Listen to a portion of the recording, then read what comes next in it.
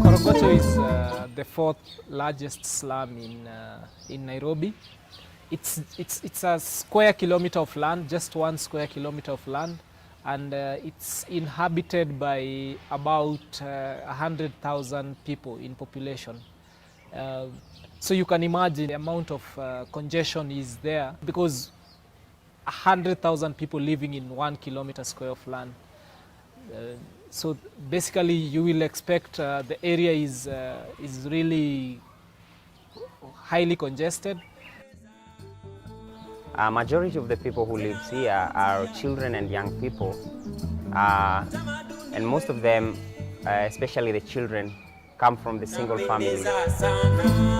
Many young people don't have an opportunity to access quality education, quality health care. So this makes young people all their life to revolve around Korogocho. So you are born in Korogocho. If you're lucky, you get an opportunity to go to school in Korogocho. Then you're not inspired enough. You either fall into crime or into drugs, or even you don't have even people who inspires you to do something positive. And the only role models you have, or the only people that you see doing well, is are young people that are involved in crime or young people in drugs. And so it becomes so easy to be consumed and to be absorbed in this lifestyle. I would define it as they say, an informal settlement that has gone through a lot. For a couple of years now, they've been through many different things. And I feel like when you come here, you realize that there's a lot of difficulties here. But at the same time, you can see that there's a lot of things changing as well. And I've been here only for 2 months, but you can feel that something is going on. And it's because of these organizations like Nigeria, Africa.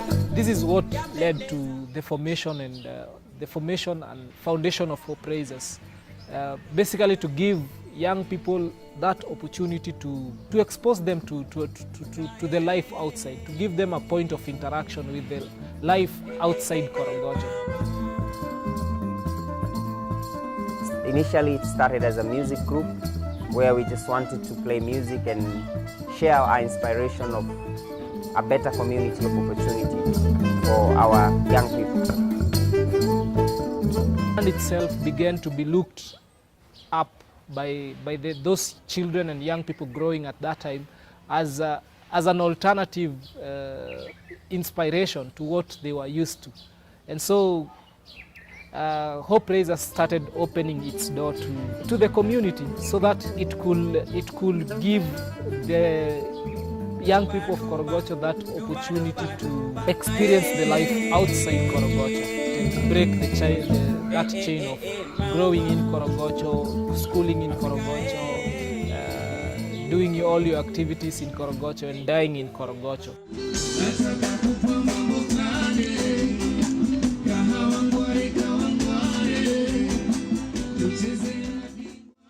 So in 2010 we organized the first ever Koch Fest, Korogocho Fest Cultural Festival, to showcase what we've been doing outside Korogocho to the people of Korogocho.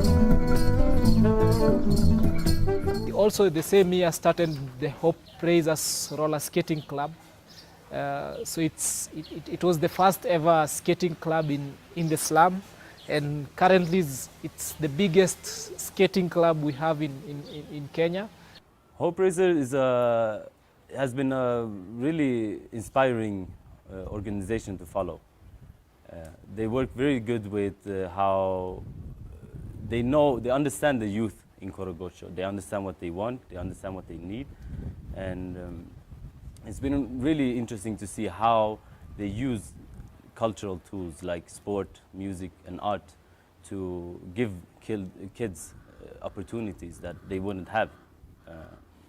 Some of the kids here, they have it really rough, and it's really good to see that so many people in, for example, Hope Raisers care so much that they can take their time and effort and put their soul into their work to help these children realize their dreams and create different opportunities. Before ni join Upreza nilikuwa like na wasichana wengi marafiki, tulikuwa tunatembea.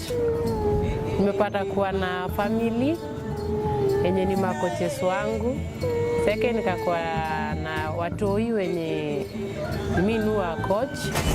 Kabla join Upreza sikuwa na kitu ya kudu, nilikuwa kwa street tunakaa hivyo idol. Upreza imenipatia ile quality ya leadership. Naweza lead watoi hadi kuna timu yenye watoi yenye sasa ina coach.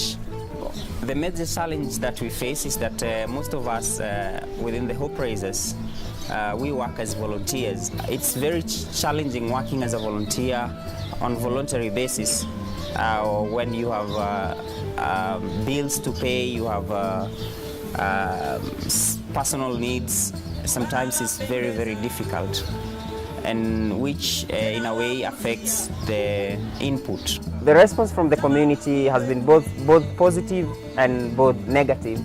Positive in a way that we've seen more and more young people coming to join, wanting to join, and some of them joining our activities, participating in our activities.